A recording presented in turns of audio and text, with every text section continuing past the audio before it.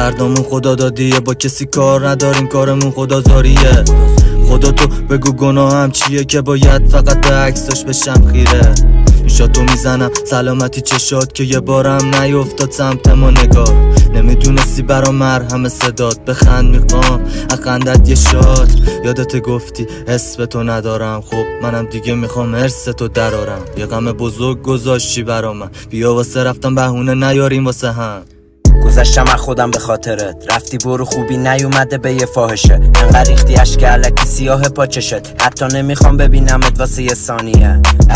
بریدم ناف زندگی ما این دنیا، قاتل زمین و زمان میشدین رویام. تو که بی وجدانی خوابیدی فرسام، الان تو جیبام قرصامه. شدم یه بچه شیری که نداره پشوانه، ولی اون خوشحاله. تنها چیزی که یادمه ازت فحشاته. میشدی گستاخی، میشدی گستاخی. روشن میشه کون به کون سیگار نخ به نخ. تو چرا جنده شدی خوب لج من؟ قبول دارم بد بودم یه دنده نه.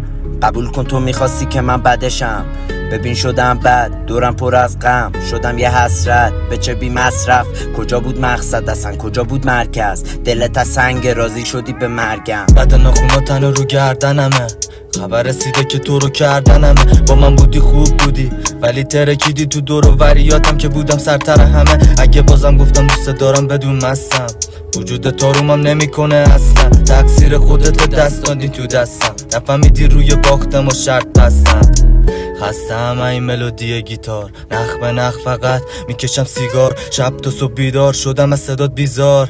زنگ نزن اگه بام داشت چیکار، یه موقع دوست دارم تو خودم باشم، تنها بخوابم تنها پاشم. دیگه رو مخم نره تو کاراشم، دردامون نفهمیدی هیچ کس جز داداشم. هرکی بعد منم بیاد بدون من نمیشه، دوستتم واسه رابطه بام سپیچه. یه زمان بعدم میومد از بوی علف، الان رولو میدم دافم برام بپیچه. یه نیستمت زیادی دلخورم کردی، با همه سوختی ولی برام من سردی. همه فکر میکردن که تو هم دردی، ولی فقط من میدونم که تو هم دردی.